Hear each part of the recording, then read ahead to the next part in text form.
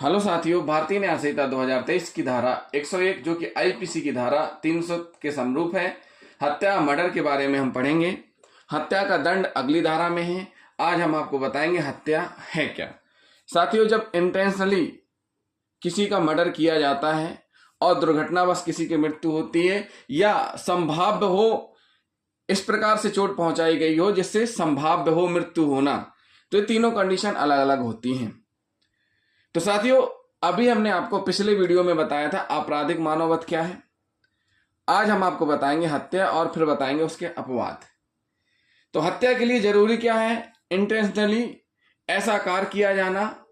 Intentionally किस लिए? मृत्यु कारित करने के लिए कार्य किया जाना। इसमें जो सबसे महत्वपूर्ण बात है, इसमें जो कार्य चोट पहुंचाई जा रही है ये मृत्यु कारित करने के लिए पहुंचाई जा रही है। इसमें संपूर्ण ज्ञान होता है कि इस प्रकार की चोट पहुंचाने से मृत्यु संभव होगी ही, और साथ ही साथ इस प्रकार की क्षति पहुंचाने से मृत्यु के लिए पर्याप्त है। और जो कार्य इतना खतरनाक होता है कि उससे मृत्यु होने की पूर्ण संभावना रहती है। पिछले वीडियो में हमने आपको बताया था कि संभावतः, संभावना और इसमें पर्याप्त अंतर इतना है कि पिछले वीडियो में आपराधिक मानववध में जो हमने आपको बताया था उसमें हमने बताया था कि जब संभावना हो मृत्यु होने की, इस प्रकार से खतरनाक आयुष से चोट पहुंचाई जाए जिससे कि उसकी मृत्यु होने की संभावना हो। मृत्यु हो भी सकती है, नहीं भी हो सकती है। अगर मृत्यु हो गई तो फिर आपराधिक मानववध के अंतर्गत आएगा, लेकिन इसके अंतर्गत जो चोट पहुंचाई गई है वो चोट पर्याप्त होती है मृत्यु होने के लिए, या जो चोट पहुंचाई गई है आकार इतना खतरनाक होता है कि पूर्ण संभावना होती है। तो साथियों, आज हम पढ़ लेते हैं सबसे पहले हत्या के अपराध के आवश्यक तत्व कौन कौन से हैं। अगर कोई व्यक्ति हत्या जैसा जघन्य अपराध करेगा तो उसको दंडित किया जाएगा। दंड का प्रावधान भी है, अगली धारा में हम आपको बताएंगे। और जो हत्या करने वाला अपराधी है तो इस अपराध के जो आवश्यक तथ्य हैं वो कौन कौन से हैं ये भी हम आपको बता देते हैं। सबसे पहला है मृत्यु कारित करने के आशय से कार्य। मृत्यु कारित करने के आशय से कार्य किया जाना। साथियों, ये बहुत महत्वपूर्ण बात है।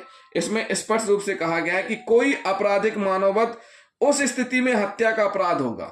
देखिए, प्रत्येक हत्या में मानववध शामिल होता है। प्रत्येक हत्या में मानववध शामिल होता है। तो कोई आपराधिक मानववध उस स्थिति में हत्या का अपराध होगा यदि वह कार्य मृत्यु कारित करने के आशय से किया गया हो। जैसे ही मृत्यु कारित करने का आशय साबित कर दिया जाता है उस कृत्य को हत्या का अपराध माना जाएगा।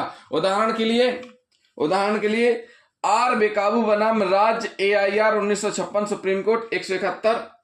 इस बात में जो अभियुक्त है, अभियुक्त ने क्या किया कि एक व्यक्ति अपने घर की झोपड़ी में था अंदर, और उसने देख लिया कि यह व्यक्ति घर के अंदर है। उसने बाहर से कुंडी लगा दी।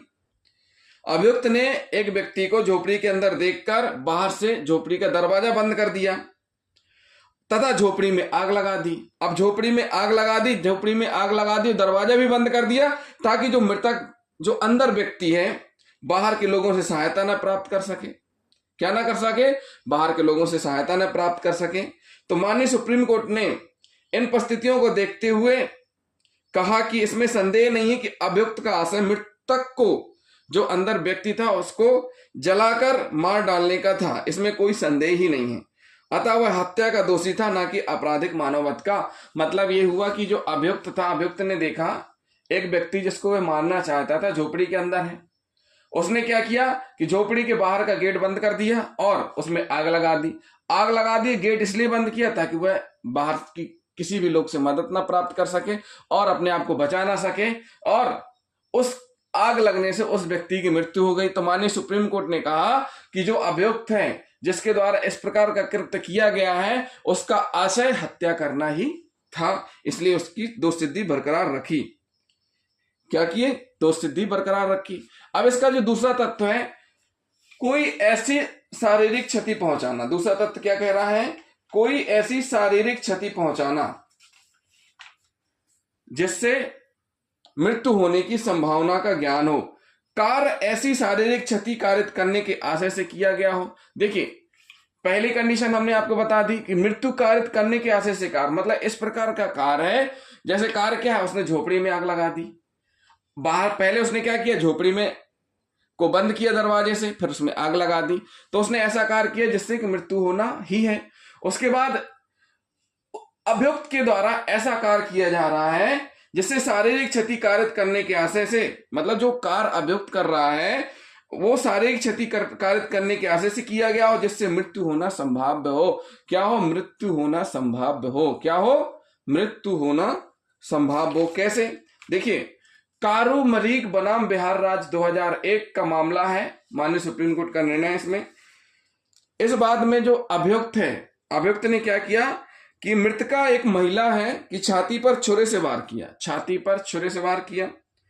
मृतका भागने का प्रयास करने लगी तो अभियुक्त ने उसके बालों को पकड़कर खींचा और उसे जमीन पर गिरा दिया तथा उसके पेट और पीठ पर 2 और वार किए। अभियुक्त द्वारा मृतका को कारित चोटें गंभीर होने के कारण उसकी मृत्यु हो गई। क्या हो गई? गंभीर चोटें होने के कारण उसकी मृत्यु हो गई। न्यायालय ने अभियुक्त को हत्या के अपराध के लिए दोष सिद्ध करते हुए कहा कि अभियुक्त द्वारा मृतका पर किए गए प्रहारों से उसका आशय स्पष्टता मृतका को ऐसी चोटें कारित करना था जिससे उसकी मृत्यु संभाव्य हो। देखिए, आपराधिक मानववाद और इसमें थोड़ा अंतर ये हो गया। जैसे एक मुक्का मार दिया, लेकिन मुक्का ऐसा मारा कि नाक में मार दिया, तो उससे मृत्यु संभाव्य हो सकती है नहीं भी। छाती में पेंचकस मार दिया। अब यहां जो कंडीशन है, यहां कंडीशन ये है कि उसके द्वारा, किसके द्वारा? अभियुक्त के द्वारा मृतका को छाती में पहले छुरा मारा, फिर उसको भागने का प्रयास कर रहे थे। अब जैसे भागने का प्रयास कर रहा है, फिर उसको फिर आप खींच रहे हैं, इसका मतलब आपको उसको जो चोटें आप पहुंचा रहे हैं उसका इंटेंशनली मारने का है। बाल पकड़ के खींचा, जमीन में पटक दिया, फिर पेट यानी फेटल इंजरी।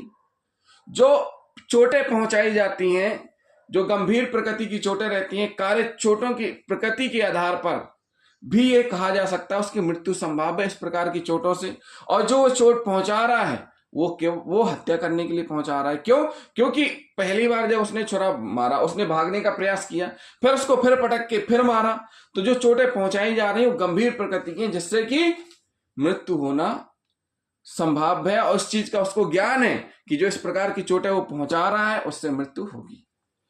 तीसरा पॉइंट है, क्षति मृत्यु कारित करने के लिए पर्याप्त हो। ऐसी शारीरिक क्षति, अभियुक्त व्यक्ति ने ऐसी शारीरिक क्षति पहुंचाई है जिससे कि वो क्षति मृत्यु करने के लिए पर्याप्त हो। उदाहरण के लिए मगन बनाम मध्य प्रदेश राज्य AIR 2007 सुप्रीम कोर्ट का मामला है 23-17 वाला। इसमें होता क्या है कि अभियुक्त प्लस 4 अन्य, अभियुक्त प्लस 4 अन्य ये क्या कर रहे हैं? 27 नवंबर 1990 को शाम 6 बजे मृतक तथा उसके भाई के झोपड़ी में घुसकर तीर कमानों तथा पत्थरों से हमला करने का आरोप है। क्या आरोप है? तीर कमान तथा पत्थर। अभियुक्त प्लस 4 अन्य ने मृतक व उसके भाई की झोपड़ी में घुस गए, तीर कमान और पत्थरों से हमला कर दिया। तीर मृतक की छाती में घुस गए, उसकी मृत्यु हो गई तथा उसके भाई, जो उसका भाई है, और उसके 3 अन्य रिश्तेदार गंभीर रूप से घायल हो गए। हमले का कारण कथित रूप से यह था कि मृतक ने अभियुक्त के विरुद्ध फॉरेस्ट रेंजर के पास यह शिकायत की थी कि उसने जो अभियुक्त है महुए का पेड़ काट डाला था। साथियों, ये जो रंजिश की बदले की भावना से ये हमला किया गया था और मृत्यु कारित की गई थी।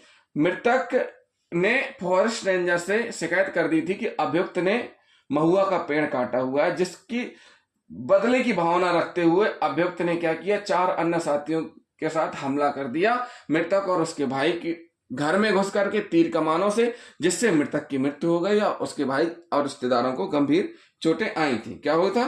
गंभीर चोटें आई थी। घटना के समय अभियुक्तों द्वारा किए गए संघातक हमले की पुष्टि अभियोजन द्वारा लाए गए सभी चक्षुदर्शी गवाहों ने की थी तथा हमले का कारण भी स्पष्ट था। क्या था? हमले का कारण भी स्पष्ट था, जिसमें कि दोष सिद्धि की गई है। क्या की गई है? दोष सिद्धि की गई। इसका मतलब ये हुआ कि चोटें इस प्रकार से पहुंचाई गई हैं जिससे कि मृत्यु होना पर्याप्त है वो चोटें। अब तीर आप किसी की छाती में, पेट में, सिर में मार दो तो उससे तो मृत्यु हो ही जाएगी। तो इस प्रकार के कृत्य किए गए हैं जिससे कि मृत्यु होना पर्याप्त है, चोट पहुंचाई गई है जिससे कि उस व्यक्ति की मृत्यु होना पर्याप्त है उस चोट से। अब हम अगला पॉइंट बताएंगे, कार्य इतना खतरनाक है जिसकी मृत्यु होने की पूर्ण संभावना है। कार्य इतना खतरनाक है जिससे कि मृत्यु होने की पूर्ण संभावना है। इसमें उदाहरण हम आपको बताएंगे। जवाहरलाल एवं अन्न बनाम मध्य प्रदेश राज्य AIR 2001 सुप्रीम कोर्ट 2209। अभियुक्त पति तथा उसके रिश्तेदारों ने मिलकर मृतका यानी अभियुक्त ने अपनी पत्नी को मिट्टी के तेल से सराबोर करके उसे जला दिया। मतलब उसके ऊपर मिट्टी का तेल डाला और उसे जला दिया। अब देखिए कार्य कितना खतरनाक है। अब किसी के ऊपर पेट्रोल डाल के आग लगा दो, किसी के ऊपर मिट्टी का तेल डाल करके उसको भिगा के आग लगा दो तो बचने की संभावना है ही नहीं। तो इसमें क्या हुआ कि उसको जला दिया। पोस्टमार्टम रिपोर्ट तथा चिकित्सीय साक्ष्य ने यह प्रकरण आत्महत्या का होने की संभावना को पूर्णतः नकार दिया। इस घटना के दौरान मृतका के पति का आचरण संदेहास्पद रहा तथा मृतका के भाई तथा बहन की साक्ष्य से यह निर्वात साबित हो चुका था कि मृतका को उसके पति एवं सास ससुर द्वारा पर्याप्त दहेज न लाने के लिए बुरी तरह प्रताड़ित किया जाता था। पति द्वारा मृतका पर तेल छिड़कने के पूर्व उसके मुंह में कपड़ा ठूसा जाना ताकि वह चिल्ला न सके इस बात की पुष्टि के लिए पर्याप्त था कि यह एक पूर्व नियोजित दहेज हत्या का मामला था। क्या था? यह एक पूर्व नियोजित दहेज हत्या का मामला था। घटना के समय अभियुक्त की 2 बहनें घर में मौजूद थीं, परंतु हत्या के कृत्य में उनके किसी प्रकार से शामिल होने का कोई प्रमाण उपलब्ध नहीं था। अतः उन्हें संदेह का लाभ देकर दोष मुक्त कर दिया गया, लेकिन पति को इस धारा के अंतर्गत सिद्ध दोष करते हुए दंडित किया गया। तो साथियों हमने आपको बताया कि जो हत्या का जो अपराध है उसके लिए जरूरी है चारों कंटेंट। कौन कौन से? कि मृत्यु कारित करने के आशय से कार्य, मतलब कार्य ऐसा किया गया हो जिससे मृत्यु कारित हो, और अभियुक्त एक ऐसा कार्य कर रहा है, इस प्रकार की शारीरिक क्षति पहुंचाने के लिए कार्य कर रहा है जिससे कि मृत्यु होने की संभावना का उसको ज्ञान है। क्षति मृत्यु कारित करने के लिए पर्याप्त है। जो अभियुक्त ने इंजरी चोट पहुंचाई है उससे मृत्यु हो जाएगी, ये चोट पर्याप्त है मृत्यु के लिए। और अभियुक्त ने जो कार्य किया इतना खतरनाक है कि उससे मृत्यु होने की पूर्ण संभावना है। तो इस प्रकार का कृत्य जो कोई भी करेगा किसी व्यक्ति के साथ और उसकी हत्या करेगा तो उसको हत्या के अपराध के लिए दोषी ठहराया जाएगा या हत्या के अपराध का अपराधी माना जाएगा। तो जिन साथियों ने अभी तक हमारे चैनल को सब्सक्राइब नहीं किया, हमारे चैनल को जरूर सब्सक्राइब कर लें। अब हम आगे आपको बताएंगे अपवाद कौन कौन से, हत्या के अपवाद कौन कौन से हैं, वो भी हम आपको एक एक करके बताएंगे। 5 अपवाद हैं।